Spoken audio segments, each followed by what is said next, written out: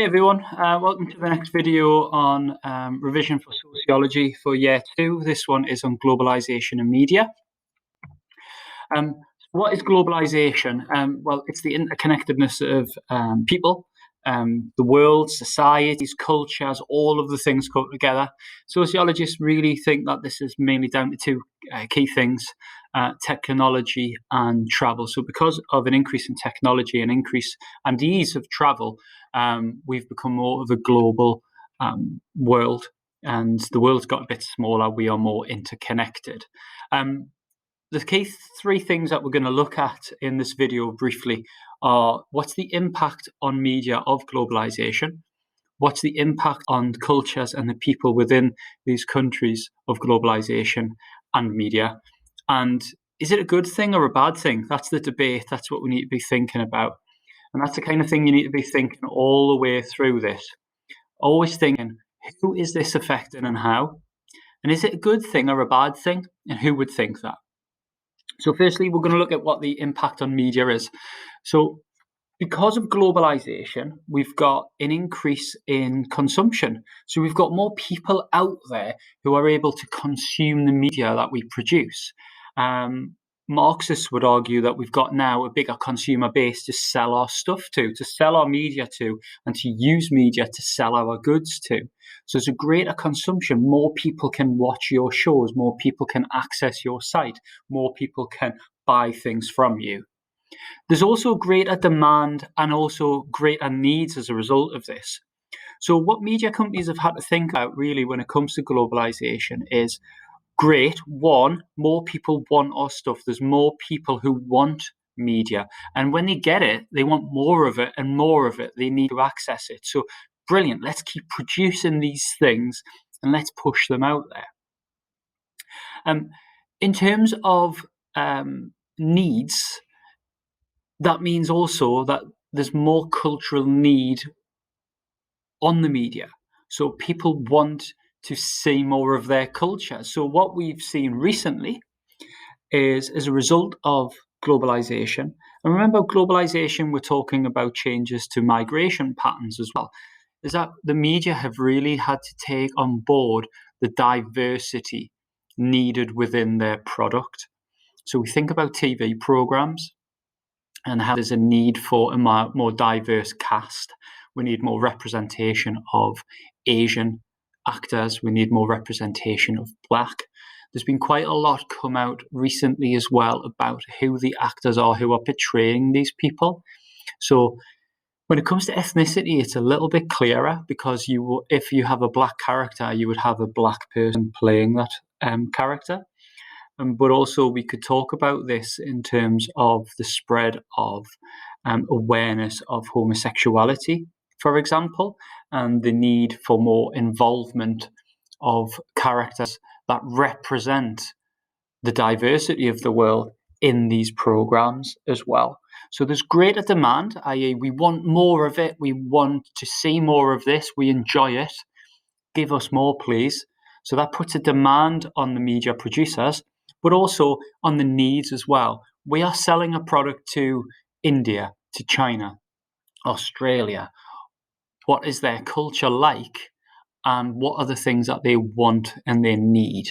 Okay. Now, because of technology, that's quite easy now to understand what it is, because we can just use Twitter, we can use hashtags, we can see what's trending, we can use online polls a lot easier. So it's easier for the media producers to understand what the demand and the needs are of the audience. Greater involvement in creators as well, because of an increase in social media, because of an increase in technology with mobile phones, because of an increase in how easy it is for you to create the content. We're a more participatory culture. So we are providing the content, we are participating. And if a media outlet doesn't create the content we want, then we actually are in a position where we can do that ourselves. So we can set our own websites up. We can use YouTube to create our own content. If we believe that an issue isn't being given enough traction, then we can create that ourselves. Think about the Black Lives Matter movement. Think about the Me Too movement. Simple hashtags which create global impact, and that's all through participatory culture. We can do that.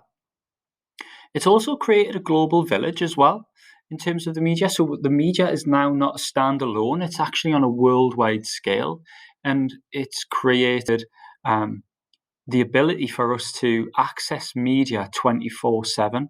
No matter where we are in the world, someone has the potential to access your website, to access your content, to access your news channel, to access your streaming service. So this has had a major impact on the media because what they've got to do is they've got to provide even more content more regularly because we are in this global village. It's not like when we go to sleep at 10 o'clock or 11 o'clock or 12 o'clock in Britain that BBC just flick the switch and turn it off. They know that it's being accessed 24/7, so the BBC have to keep the content going. NBC have to keep the content going. Netflix, they don't just switch it off at the end of the night. Someone's there working constantly. Remember, when we're thinking about this, who's affected and how? Is it the media? How the media creators affected? Is it harder for them? Is it better for them? Is it easier for them? Is it a good thing? Is it a bad thing? All of those things, thinking about that. What about the impact on culture then? Again, always thinking who's affected and how, and is it a good or is it a bad thing? So first thing is the hybridity of culture, or this hybridness of culture. And what that basically means is the coming together of two, three, multiple cultures and the creation of a new culture. So we're no longer just one culture, we are this hybrid of culture. And this has happened for three reasons, really. Worldwide companies, so we've got more organizations and companies that operate on a worldwide scale. Some examples of that would be things such as Apple. We've got more e-commerce, so we can buy things from different parts of the world. Ugg boots, a product of Australia, worn in Australia for many years in just Australia, is now an international brand. And we can buy things from China on eBay very easily. We can buy things from America very easily. We have e-commerce. We can sell around the world and we can buy around the world. So Ugg boots, for example, is something that was worn by Australians only, but now it's an international brand. We have this hybrid of culture. Entertainment is another good example. The Eurovision. Eurovision is the hybridity of culture coming together in one kind of thing. Now we think about Eurovision, it's a little bit X Factor, which is very much a westernized British American kind of thing.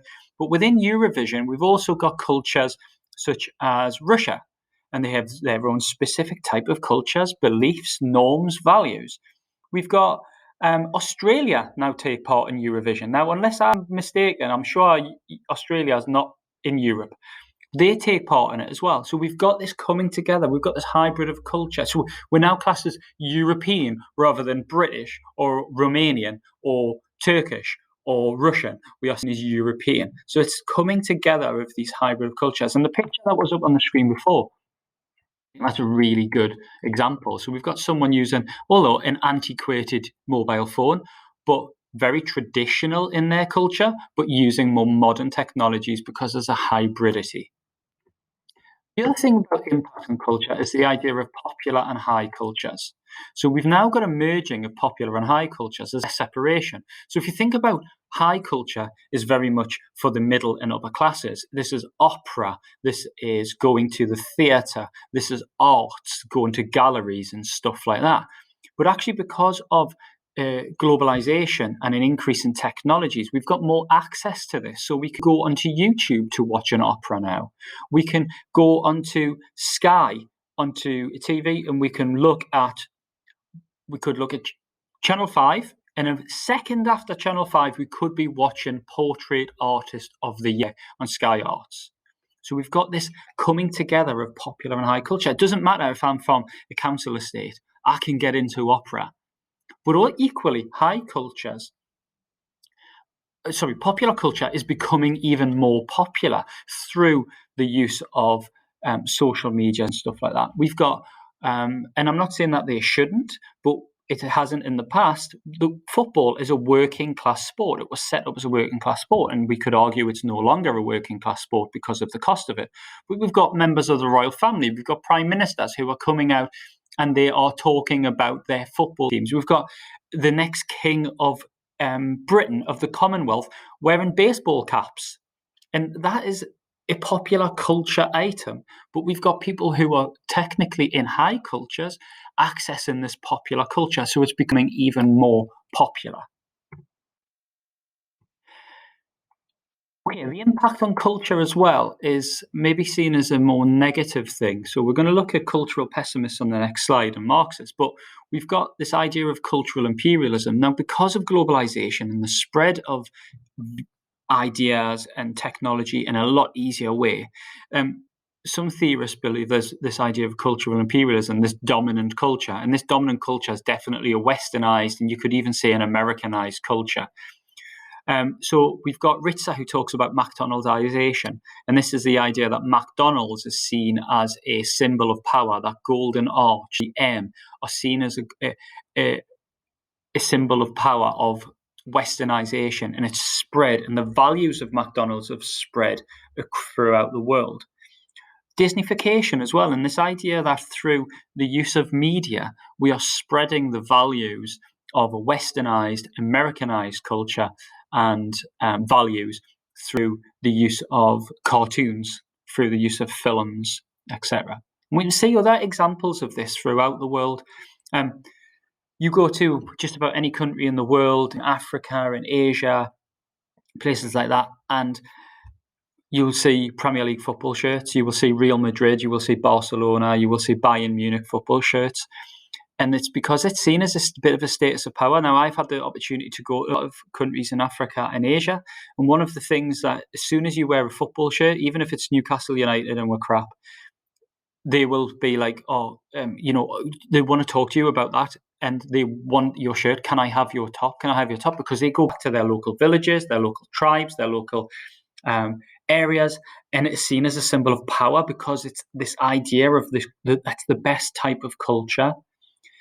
And it's spreading those ideas, and it's we are kind of losing individual cultures a little bit more. So the picture there of a Maasai, and wearing a Chelsea shirt, and that is not a traditional outfit of someone who is from Maasai, like a Maasai area. The Maasai tribes in Kenya, for example.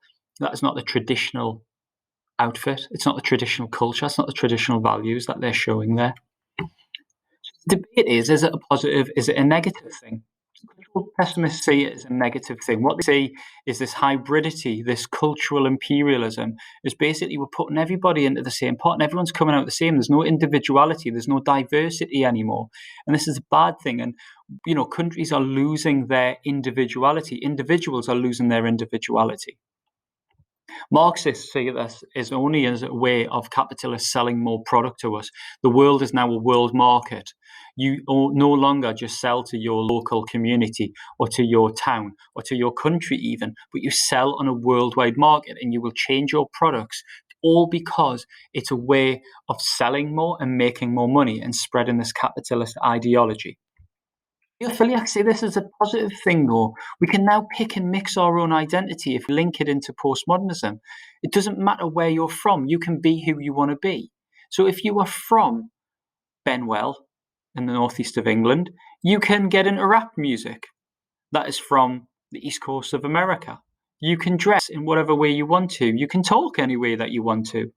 You can be whoever you want to be. And this globalization is a positive thing. We are given more to the world, and this should be seen as a positive thing. So that's a very brief kind of run through with some AO2 examples as well, hopefully, of some of the things to do with globalization and the media. Now, your tasks are as follows. So there is your intervention task, there is your grade booster task, and there are your high achievers tasks as well. Any questions or anything like that, then obviously leave a comment, get in contact with your teacher. But thank you very much for listening. Take care. Bye.